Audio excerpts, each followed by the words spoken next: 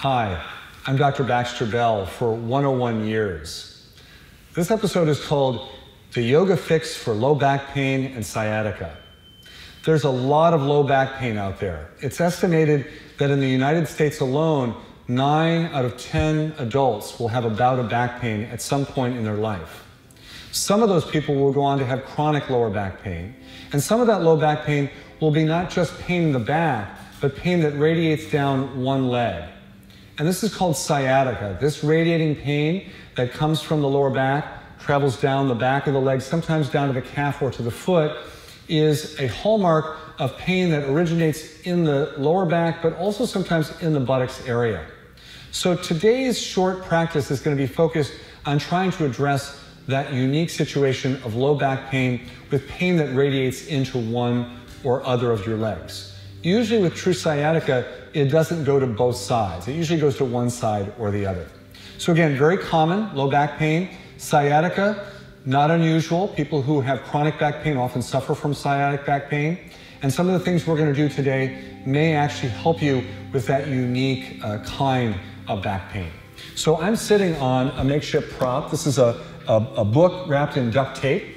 And you can make your props. Fortunately for this little series of things, you're going to need a chair that's a little higher, maybe with a couple of blocks on the seat or a couple yoga blocks on the seat, and just someplace that's clean to lie down on. So it's a relatively simple exercise. So what I'm going to have you do first is I'm going to have you come down to lie on your belly. I'm going to move my block out of the way, and I'm going to stretch out so that my head can rest on the floor. I can turn my cheek to one side, or I can have my chin resting in the floor. I'm going to turn with my head to the side, and I'm just going to let my legs and my lower back relax. So there's a pose in the yoga practice called the sea monster pose, Makarasana, and we often start on our belly like this. So in this particular situation, I want you to let the legs stay relatively relaxed. And I just want you to notice if this is tolerable. If you're feeling some aching in the lower back, and you're feeling a little bit of the pain down one of your legs, just be aware of that, because you want to notice if it starts to change. After you've laid here for about a minute, so if you're practicing at home, definitely give yourself some time to settle in. You can close your eyes if you want. If it's really uncomfortable, you could put a blanket or a little pillow underneath your belly to lift up a little bit if it's too much arch in your lower back right now. But if it's okay without those things, certainly lay flat without any props. Then after you've been in this position for a little while, I'm going to ask you to go ahead and come up into something called Sphinx pose. So you're going to lift up a little bit, and you're going to put your forearms on the floor with your elbows right underneath your shoulders. And a lot of people will drop their head down, but I find it feels a little bit better if my head is in alignment with the rest of my spine. So kind of like this, not so much like this or like this, but right in the center. The other thing that happens for some folks is they'll actually kind of sag between their arm bones. So if it's okay for the back and the sciatic nerve symptoms you're having to lift up a little bit, then give that a try. Now, some people will notice that their low back discomfort will stay the same when they're in this position, but sometimes after in this position for a while, if they're keeping the legs relaxed, they may start to notice that the sciatic symptoms start to get a little bit softer, a little bit quieter, a little bit less intense. That's a good sign that this set of exercises in asana would be appropriate for you. So Sphinx pose, probably for about a minute or so. After you've done that for about a minute, I would have you come down for a moment and release, and just kind of notice how the body responds from there. From here then, we're going to bring the hands underneath the shoulders, the head to neutral, and we're going to lift and lower. So we're going to come up a little bit, and we're going to lower down a little bit. We're just going to tune in and check out how the back and the legs handle that. Ideally for this particular series, but not for all explorations of these poses, you're going to keep the legs a little more relaxed. So you'll come up maybe a quarter of the way, and then you'll lower down. And then you'll come up maybe a little higher, and you're going to experiment, sometimes within the course of one practice, starting low and working a little higher. You're going to come up and see how the back and the legs respond.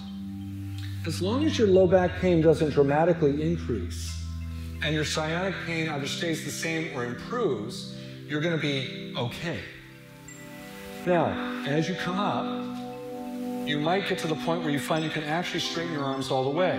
If this is too much, then don't go this high. But if you can hang out here for a while and you notice, okay, my low back, handling it fine, my legs are relaxed, and I'm noticing the sciatic discomfort is getting a little bit better, then that's a pretty good sign. This means you're probably doing something of benefit to relieve some of the pressure or tension on that nerve. And then after a few breaths, maybe half a minute or so, you'll come all the way down. You'll turn your head to the side, and you'll relax your arms like so. And you'll just take a moment to check in as things quiet down from the activity. You want to make sure that you don't have a big flare of symptoms. If you're doing okay, then you can press yourself up to hands and knees and move on from there. I want to show you a reclining version of this next little exploration and then a seated version of this. For my reclining version, I need my strap. So I'm going to hope that my assistant will grab my strap for me and deliver it toot sweet to this very spot. I know she's on it, so it'll be here in just a moment. Excellent. Thank you so much. So I'm using a tie, and I'm going to come down to lie on my back. So I'm going to show you this reclining. Sometimes it's easier to do this sitting, but you can do this reclining if it's just easier for your setup at home. So I'm going to come down, and I'm going to put the strap around the back of my knee to just stabilize the leg right here. I'm going to keep my ankle relaxed. And then I'm going to inhale and take the leg up towards the sky, straightening the leg. And then when it's all the way up, I'm going to flex my foot like so. And you might feel a little increase in tension through the leg and the nerve. And then I'm going to release it and bring the leg down. There are some health practitioners in the West who believe that by taking the leg up and then drawing the foot like this, that you're actually stretching the nerve a little bit that may have become scarred, that may be contributing to your pain. So I'm taking the leg up, and then I'm going to flex the foot like so. This is dorsiflexion, the top of the foot coming towards the shin. This is called plantar flexion, the pointing action. We're interested in dorsiflexion, and then relaxing and letting the leg come down. So I'm going to do that a couple times. I could keep the leg up in the air and then just flex and release, flex and release, flex and release, and then the leg comes down. Now, because sciatica is usually on one side, I probably won't have to do that on the other leg if the right leg was the leg that was giving me problems. So having done that reclining, you could also do that sitting. And when you do it sitting, you get to bring a little more action in by moving your head up and down. So I'm going to bring my chair to the center of my mat.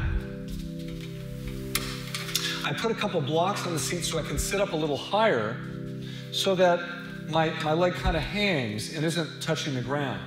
So now, I was lying on my back before, I had the knee bent. I'm going to assume it's this leg this time, and I'm going to straighten my leg, and then I'm going to pull the ball of the foot back. That action of pulling back puts tension through the whole length of that nerve, and then I'm going to release and bring it down. I'm going to bring it up and out, and then I'm going to flex the foot more actively, and then point and release. Now, if I bring my leg up and flex the foot and lift my chin, it allows the whole length of nerves and tissues that go all through the body to have a little sliding action. So I bring the leg up, I flex and lift my chin, and then I point and relax my chin. Flex and lift my chin, and point and release. Straighten your leg. As you exhale, flex the foot and drop your chin to your chest. As you inhale, release that and bring the foot down. On your next inhale, bring the foot up, flex it. As you exhale, bring the chin to the chest. As you inhale, release that and the foot, the head comes to neutral, and the foot comes down.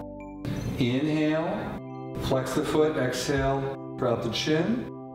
Inhale, relax the foot, and the chin back to their starting position. Inhale, exhale, inhale, exhale.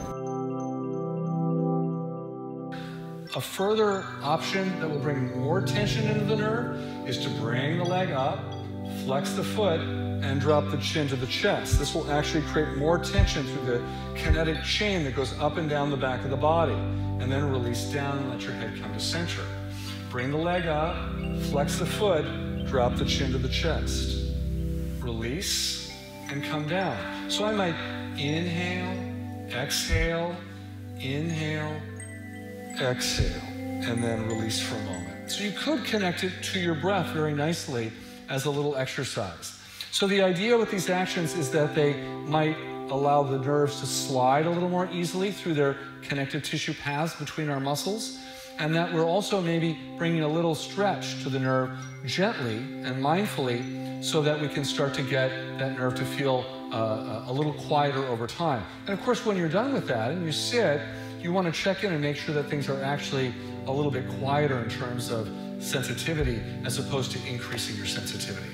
So there you have it, a couple of ways to work with low back pain that might involve sensation down the leg.